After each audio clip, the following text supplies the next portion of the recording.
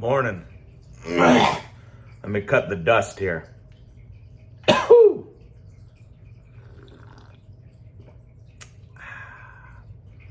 This episode is brought to you by Blue Danhu China and Starbucks French Roast Coffee. I buy it ground and I make it here. It's not like I go to the Starbucks place. Anyway, incidentally, I appreciate everybody. I'm not vain. I appreciate everybody for hanging with me through all the hard times and the rough times, and shit may get thicker before it gets thinner. Who knows? Shout out to all my sword friends. Ed, Rebels, Reptiles, and Games. Michael Rizzo, Matt Jensen, Matt Easton, Matt Lewis. I guess you have to change it. I have to change my name. I don't know. Anyway, we're just doing a quick update on what's going on here. If you've been following along, I think you kind of understand what's going on. The inside of both of these pieces of wood have been, I was going to say inletted, but inlaid, I think is the, or inlet. Inlet. Both of these pieces of wood have been inlet to the shape of the tang, much in this representative fashion. Two halves, of course, make a whole. These have been screwed, glued, and tattooed. And they are also drilled and everything is lined up. And we're just looking at the overall shape of the original on here. So we got plenty of meat to work with. I have a good friend of mine, as I mentioned in the last video. I talked to him last night. He said, motherfucker, when I call you with an 8-foot dead shark, you're going to come get it. I said, motherfucker, hell yeah. That's why I'm asking you to bring it. So incidentally, if anybody, hopefully, when it gets here, we will do a video on skinning that motherfucker. And if Dylan shows up, we'll skin it when Dylan does show up, we'll tan it. Well, we're going to skin it and tan it. Because we're not going to pay some motherfucker to tan it for us. If I had a boat, we'd go catch it. I guess I could go catch it off the beach. I don't know. Catching a shark can't be that fucking hard, can it? I don't know. I use live bait. Anyway, I'm having a good time. It's good to be alive. And if you're struggling out there and you're not having a whole lot of fun, it's going to be all right. It's going to be all right, motherfuckers. And the only reason it ain't going to be all right is because you keep telling yourself it ain't going to be all right. So, it's all right. It's going to be fine, baby. It's all right.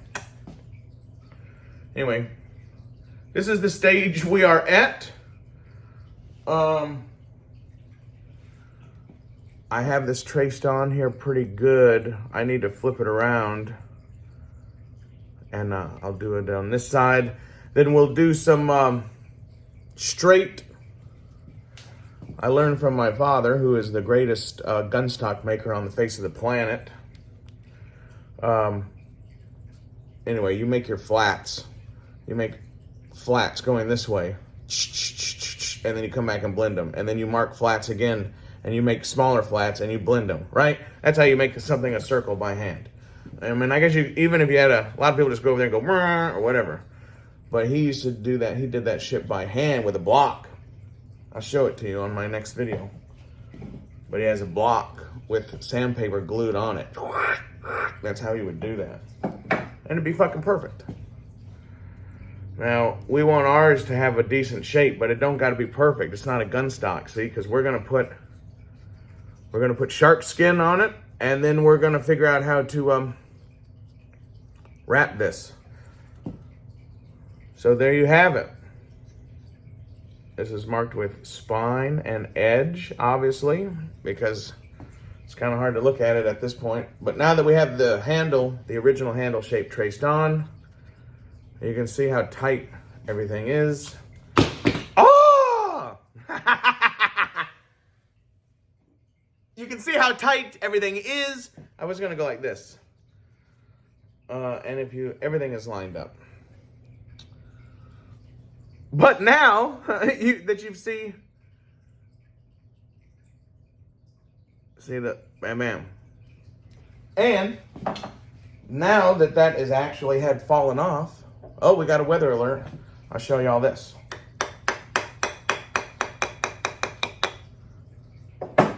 Did y'all see that? Very delicate. But how do you like it? Notice how...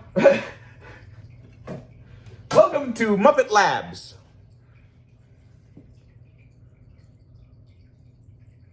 So what do you think?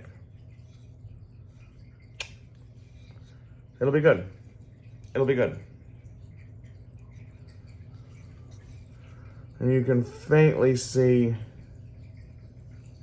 Now we're going to stay well outside of that line. Because who knows what we're going to do. Who knows what we're going to do. You know? I'm just dropping shit now. We're having a good time and now I'm dropping shit. But see, then we will put these on this side.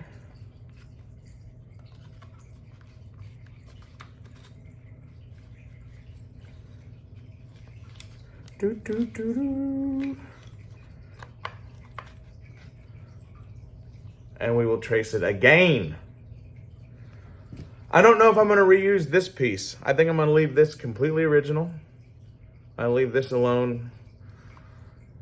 Now this piece I see in a lot of other swords, they have a cap that's got a little loop through it and that's what they tie this through. I think I'm just going to make this piece out of the wood and have a slot. And once we do this wrap, the slot that it'll go through will be in this, not a cap. I can't remember what they call it. But Matt Jensen, that's always coming off on his swords, and then it's making the wrap loose. And so every time I see that, I think, well, why would the design even have a cap with a slot that goes on the thing, and then you tie this rope around it? And now, if this was on there and fitted, I guess it wouldn't be a problem. But that obviously can't happen with fucking Chinese katanas, I guess. I don't know. But, and I don't know how this one is, this one is tied, but look, it's above it. So I don't know where the knot is. I don't know how this is going on. But I'm pretty sure they wrap it from here to there and then they tie it. Traditionally. And on all the Chinese katanas everybody's reviewing and doing, they have that. But like I said, on this motherfucker, if you can envision it, we're just going to put a slot wherever, not right here, obviously, but we're going to put a slot somewhere in this motherfucking region. I guess. And then just have it go through there. Is there something wrong with that? Is there anything wrong with that? I would think that that's how you would want to do it. And, I don't know. If you were like a samurai walking the fucking earth, doing whatever the fuck you do and fighting people, I think that's how I'd have my shit wrapped. I don't know. What the hell? Anyway, that's a little fucking sword update from you to me. This side of my shit is bothering me. That's why I keep going. Anyway, hey, what it is, what it shall be, what it was, and what it could have been. Nah, don't ever worry about what it could have been, motherfuckers. That's just a waste of time. That's the fucking devil trying to make you worry. If you live in fear and you're worried about shit, you need to find God. Because that motherfucker don't want you to feel like that. All this fucking bullshit about modern society and fucking all this fucking beehive shit, that's the devil, motherfucker. That's just the way it is. So if you don't feel good and you're not happy, then you need to stop doing what you're doing and try something else. It's that fucking simple. And if you just refuse to,